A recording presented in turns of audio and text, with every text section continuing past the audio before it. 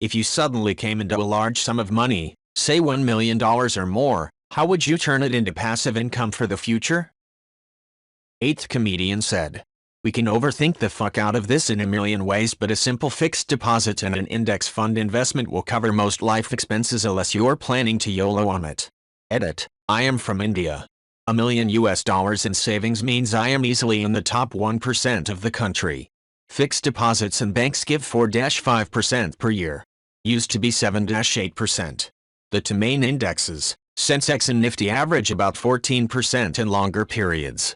If we compromise on a few things, life is going to be surprisingly comfortable. As I said, most life expenses are covered. Everything is cheaper when compared to the West. 10 milliliters vial of 40 IUML insulin costs 133 Rs, which is $1.83. Biologist said, an index fund may return 4-8% on average, some higher and some lower. Without doing all the tax calculations, that's $40,000 minus $80,000 a year, which is a good basic income.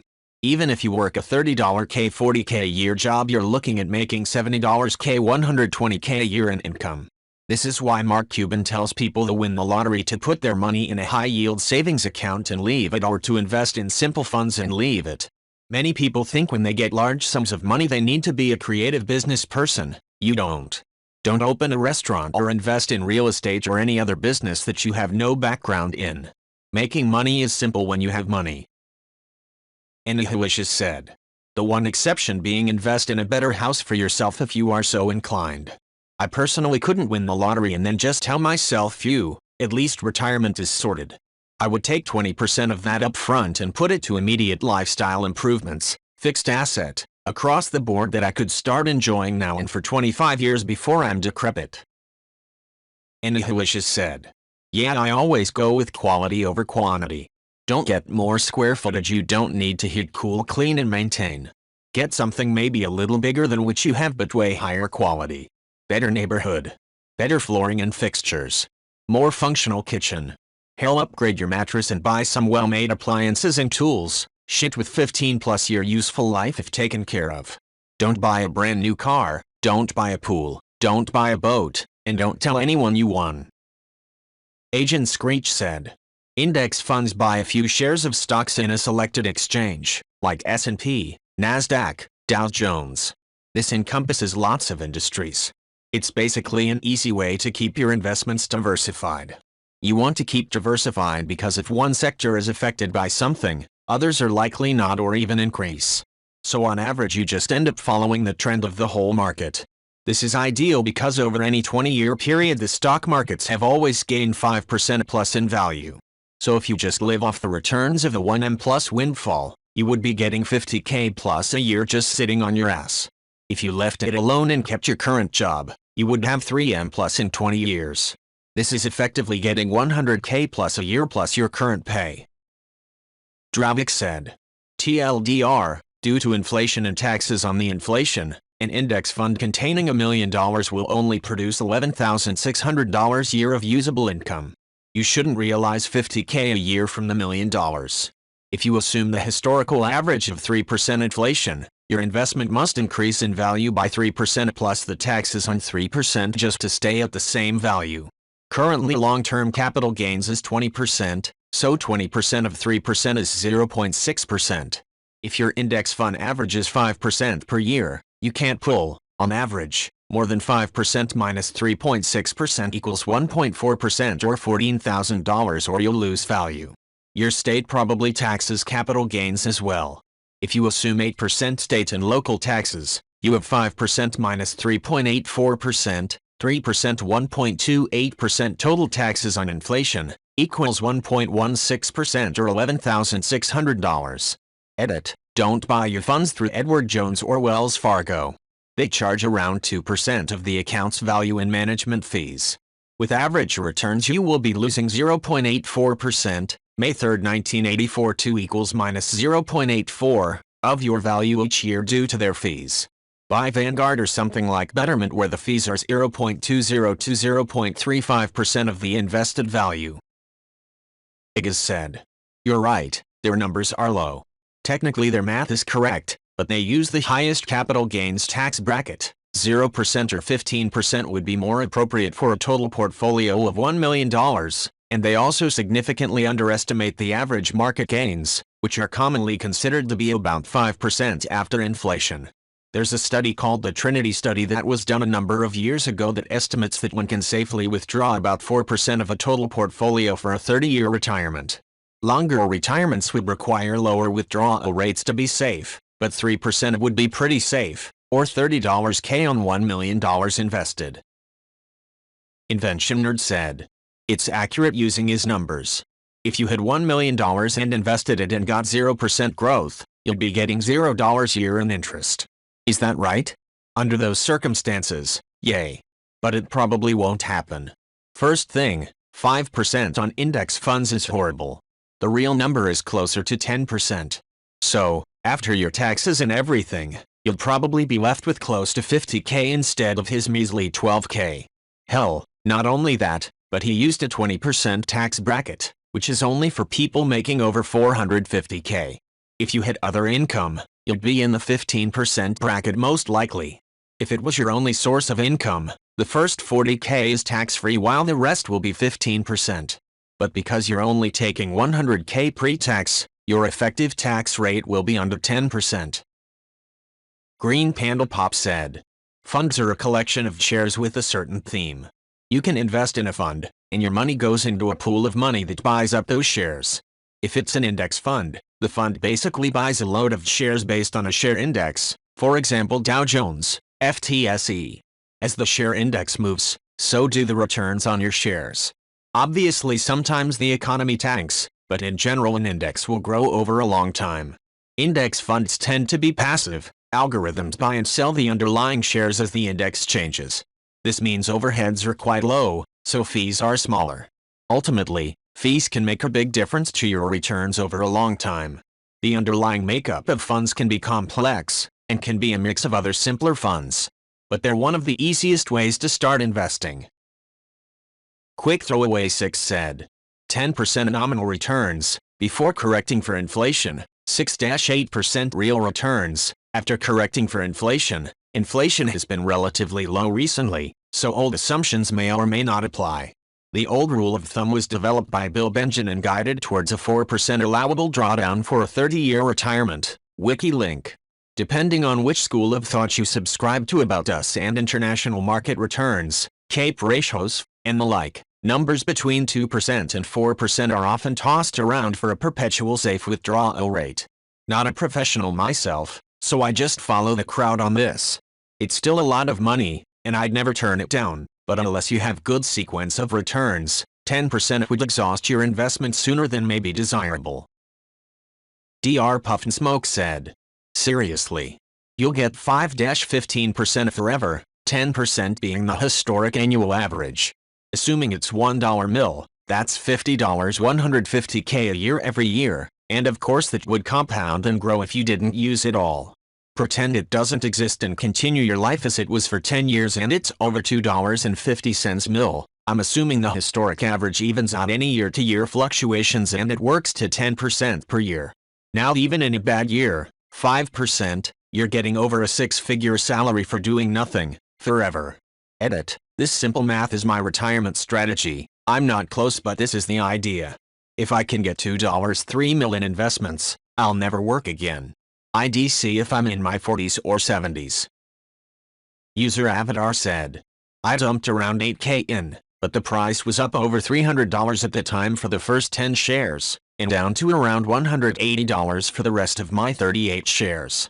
I really should have bought some more when it was in the $40s, but I was gun shy after it dropped so far. If it drops that far again though, I'm definitely getting more." Donner Party Supply said, "Richest guy I've ever met had an amazing run of gambling on the most random sporting events. YOLO idiot into a stock he guessed right on, and then guessed right on a chunk of worthless land. In less than 5 years, he went from hitting a $2 trifecta with money that someone threw at him to being worth high 8 figures." Proto04 said, "This answer, along with some of the others, perfectly illustrates the concept of depends which you want. Some people wouldn't change much and it would bring retirement earlier, and some people would quit working and live off the income from it. For me personally, I'd probably keep working but transition to something significantly less stressful and lower hours. Not quite ignoring the windfall, but acknowledging that the 1 mil isn't gonna mean a life without work. My goal would be to have something covering living expenses, without savings retirement, and letting that 1 mil grow for a decade or more. The Denver Nugs said, "Yeah, I work in restaurants. I would quit managing working 50-60 hours weeks and bartend for like 30 hours a week instead. Gonna have to pay for my insurances, not a 401k matching, and no bonuses or raises, which I've already gotten 8k in raises this year alone, but I'll be making about the same amount, a little less now and 25 less hours, but 1 meter in the bank will be 3 meters in 20 years and enough to retire at 47 extremely comfortably, since I wouldn't touch it while bartending." Fosswizzle16 said, "Hell, Vanguard S&P 500 will probably net you closer to 10% minus 13% average annually. That's $100k, $130k a year for doing fucking nothing. I'd take that over a 7.5% return, even when considering a 3%-ish increase in property value on top, because maintenance, being a freaking landlord, and having to deal with all of the bookwork and shitty tenants, it just doesn't sound worth it to me when compared to other options." Icy Medicine 495 said, "Buy land and plant trees, then enroll it in the government wildlife management program. They will pay you a small amount of money per acre each year if you let the land go unused for 10-20 years. You could still collect the hunting right fees every year, which adds an extra 1-3k. After 20 years you can harvest the trees for pulp or lumber. It would not get the highest rate of return, but if you wanted to live in a house on a large amount of land, that is the route I would pick." Recifero said, "Anyone reading this, just know that while it has some benefits, CRP has some serious issues. If your goal is to make a more ecologically friendly habitat, you're probably going to be disappointed. Actively managed lands tend to do better than degraded lands that just get abandoned, which is basically what the CRP promotes." DJ780 said, "Go see a professional and have them give you their best recommendation. $1 million in pure liquid is a sizable amount. You should very easily be able to build a fortune off of it through various investing. I would personally build 2 investment portfolios. 1, a safe portfolio by investing into various ETFs, mortgage-backed securities and bonds, splitting it evenly across both North American and international markets. There's not many reasons why you shouldn't be seeing 5-10% growth annually. 2, taking maybe 2-3% of the returns a year, I would build a second dividend-focused portfolio. I would use the rest of the growth to pay off any debts I have, then follow it up by maxing my TFSA, and build a RRSP account. Yay, financial freedom." Quick Throwaway 6 said, "Yes, this is the correct interpretation. Per the Investopedia page on fiduciaries, a fiduciary is a person or organization that acts on behalf of another person or persons, putting their client's interest ahead of their own, with a duty to preserve good faith and trust. Being a fiduciary thus requires being bound both legally and ethically to act in the other's best interests." First Eye of Infinity said, "Note to non-Americans, it's my understanding that this is a largely American problem. Here in the UK the job title Independent Financial Advisor is a protected job title, and IFAs have to be qualified, registered with the regulator, and absolutely must work towards the client's best interest. For residers in other countries, please check your local laws about this." 357 Magnum said, "I would do the same, except I'd spend about $250k on the front end to buy a house that would suit my needs for life. I know the return on investment would likely be more than the interest on a mortgage, so it technically would make sense to finance the house, but knowing I had a paid-off house in case the market goes totally tits up would go a long way to take the stress off me.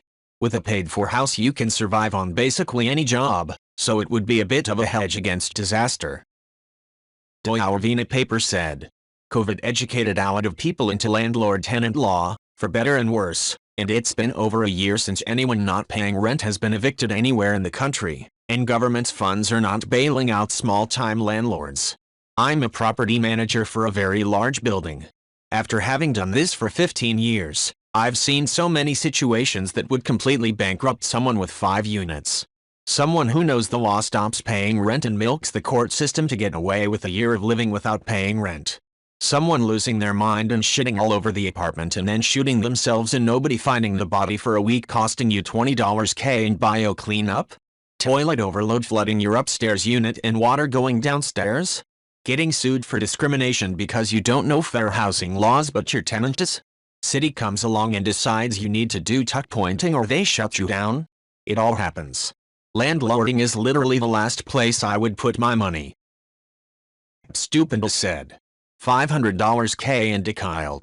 $500K into various dividend growth stocks set to drip. Kyle yields around an 11% annual dividend paid monthly, so $500K will give you $55,000 a year, $4,583.33 month. Kyle does an asset trade sideways, so you cannot expect much capital appreciation from it as its value comes from the high dividend alone. The dividend growth stocks will probably give you a dividend yield of an average 2-3% a year, but in time and with constant reinvestment the combination of capital appreciation and dividend growth should eventually beat Kyle's 11% yield and move beyond it. You will constantly get a pay raise until the day you die. Diego D said.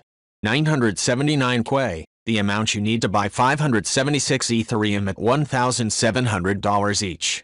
1 Quay, the rough cost of building an Ethereum to node in order to stake Ethereum to at home. 20K, leftover cash, do whatever you want with it. 576 Ethereum gets you exactly 18 validators for your node, 1 validator is 32 ETH. At the current APY of 8.6% you will earn 0.00754 ETH per day, per validator. About 0.1357 ETH per day across all your validators.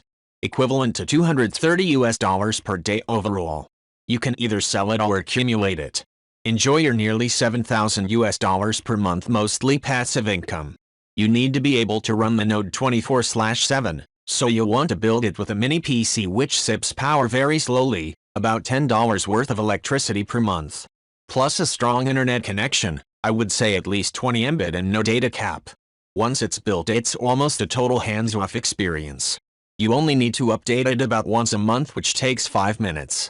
Note that the ETH2 APY trends down over time as more people do this, but ETH should appreciate over time, roughly negating the effect.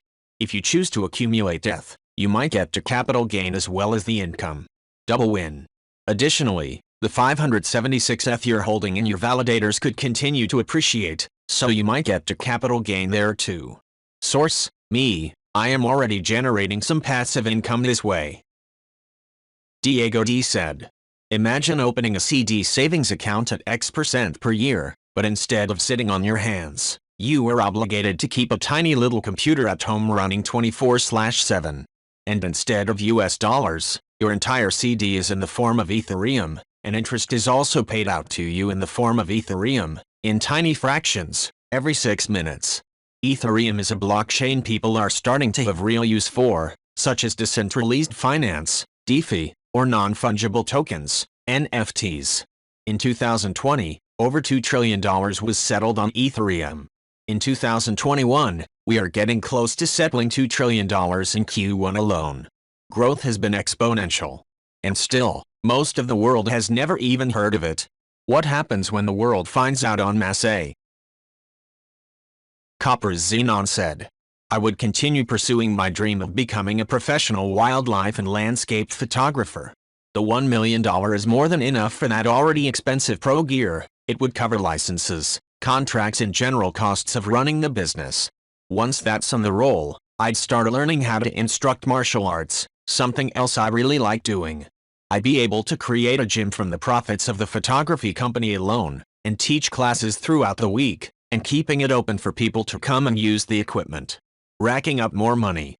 I say it's a good idea, but often reality is disappointing.